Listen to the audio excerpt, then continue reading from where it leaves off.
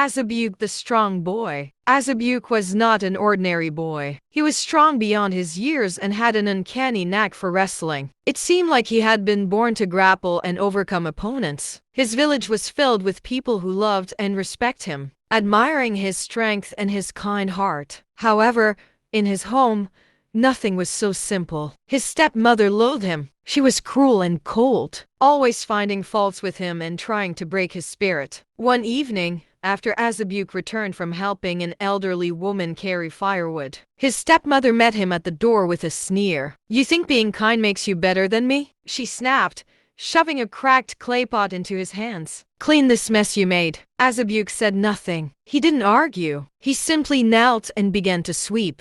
But word of his strength and goodness had spread far beyond the village, borders so far, in fact, that a wandering sage heard of him. The sage arrived one dawn on a donkey made of mist and moonlight, declaring, "The boy who wins not by force but by heart shall inherit the golden belt of unity." 20 villages sent their champions, and one by one, Azubuike defeated them all, not with rage but with grace. Even his stepmother watched from afar, and for the first time, she fell silent. Azubuike stood at the center of the ring, chest heaving with exertion but heart still strong. The sage approached, holding high the gleaming golden belt.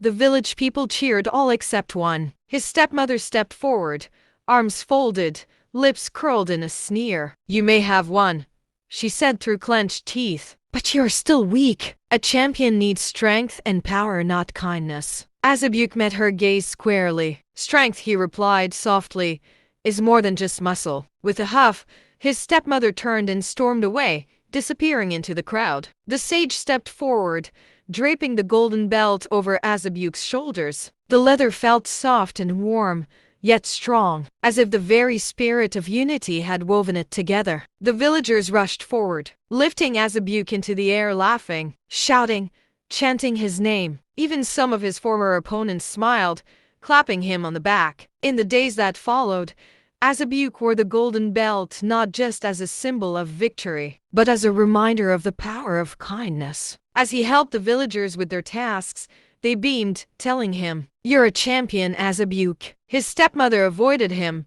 her scowls deepening whenever their paths crossed. But Azubuike, though it hurt, remained the same, kind, humble, strong. Weeks passed, and the villagers' respect for Azubuike only grew. Even his former opponents now sought him out, asking for advice or just to share a friendly laugh.